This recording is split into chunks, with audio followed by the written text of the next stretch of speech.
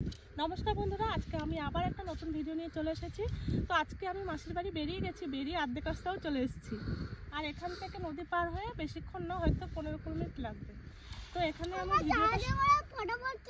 হ্যাঁ জাহাজে করে যাবে বলছো।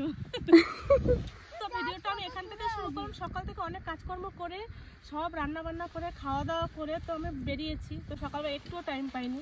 আর বোনকে বললাম এখন যে ফোনটা একটু ধরে দে, এখান থেকে স্টার্ট করি। ভিডিওটা দেখতে থাকুন প্রথম থেকে শেষ পর্যন্ত, ভালো লাগবে আশা করি। আমরা এখন মাসির বাড়ি যাচ্ছি। আর নদীতে তো খুব বালি, আমরা আজকে হেঁটে যাবো না। আর কি সুন্দর মাটি দিয়ে পুরো রাস্তা বানিয়ে দিয়েছে, ওই জন্য আমরা গাড়ি করেই চলে যাচ্ছি। কত বড় নদী, এটা হচ্ছে দামোদর নদী। এটা নামবো, নাম কি সুন্দর লাগছে না? নাম একটু নামি। আমার এখন হচ্ছে এখন স্নান করি। আমরা এইটুকু জল দেখলে কত খেলাও করতাম বলবো না, ঠাকুর বানাতাম, তারপরে এটা ওটা বানাতাম বালি দিয়ে।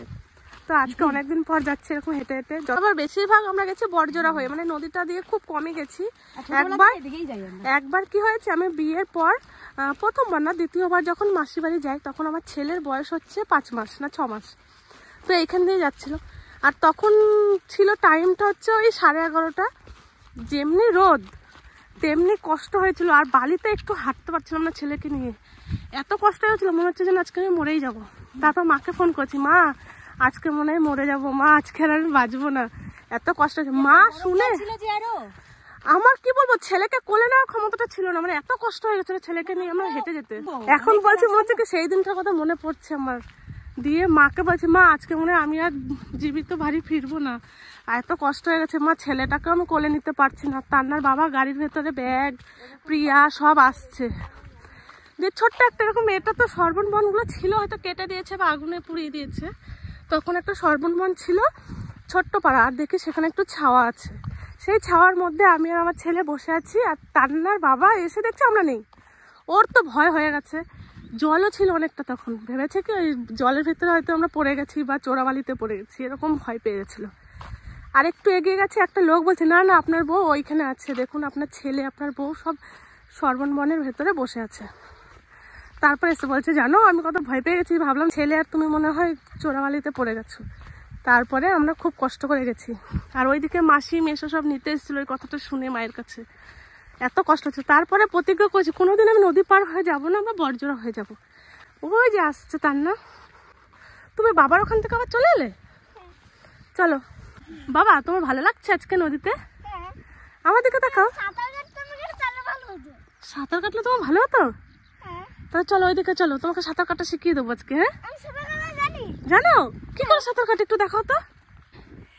ভাব, ও আসার সময় নিজে নিজে রেডি হয়ে আইছে আমার সাথে বাসে আসবে বলে, আমি তোমার সাথেই যাবো।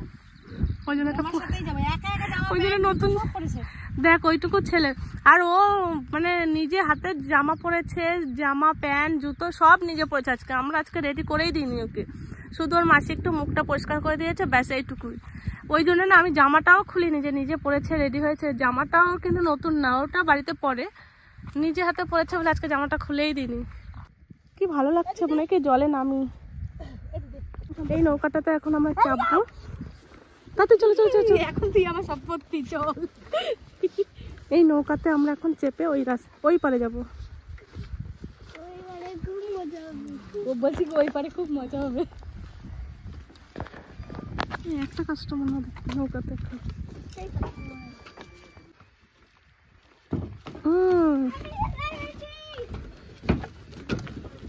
কোন দিকে? এইদিকে ধুমো। শ্বশুর বাড়ি এসে তোমার কেমন লাগছে আজকে? খিদে, তোমাকে সকালবেলা রান্না বান্না করে খাইয়েছে বলে খিদে পেয়েছে।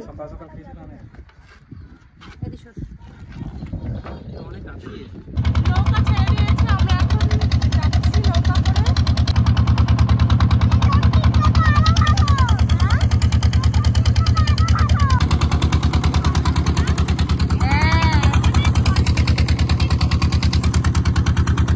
জল আছে ভালোই গভীর।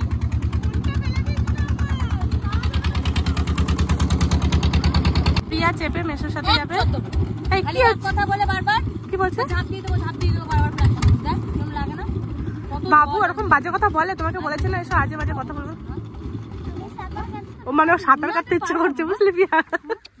ও সাঁতার কাটতে ইচ্ছে করছে বলে ওকে ঝাঁপ দেবো। আমাদের নিয়ে আসবে সব সময়, ঠিক আছে? এরকম দুষ্টু কথা বলতো না, তুমি আমার শোনা না।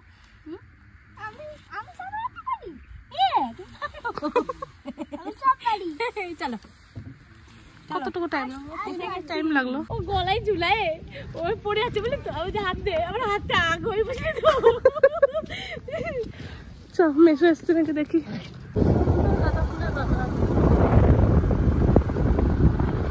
তো আমরা চলে এসেছি মাসির বাড়ি। ও পিয়ার জন্য কান্না করছে যে পিয়া কই, পিয়া মনে আসবে না। কান্নাকে ঘোমটা দিয়ে দিল দিদা। কই বুনু কই?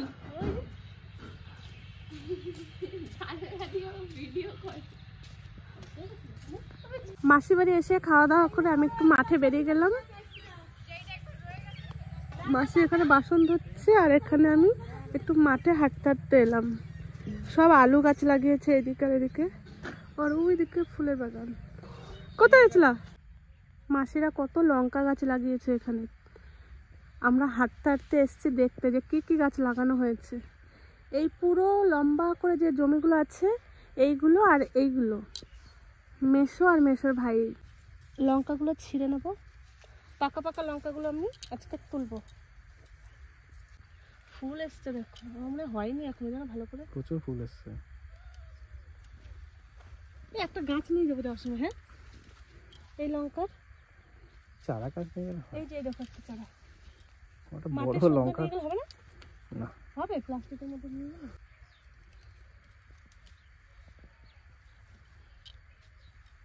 এই যে লঙ্কা ছিঁড়েছি, বেশি ছিঁড়বো না কারণ মাসিদের জমি তো, মাসিদের বাড়িতে এক গাদা করে থাকে। ওইদিকে দুই বোন রিলস বানাচ্ছে নাচানাচি।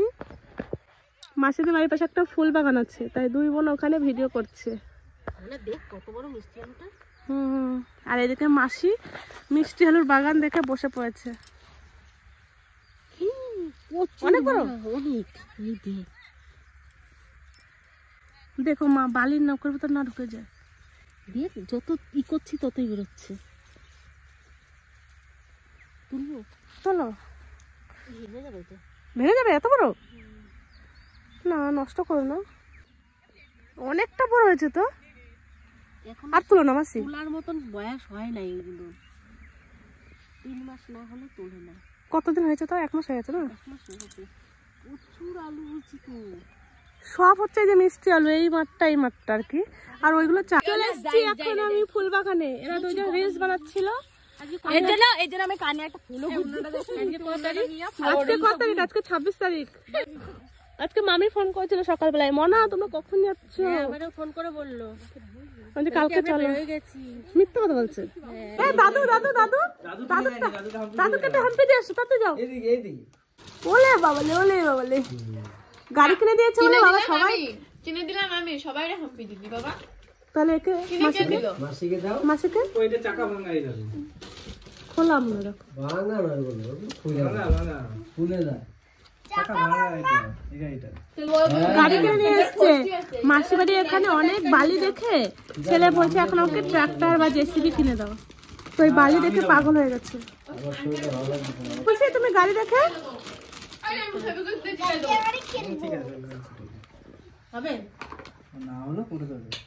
দুপুরবেলা থেকে পুরো বিকেল বেলা পর্যন্ত বালি নিয়ে খেলা করেছে।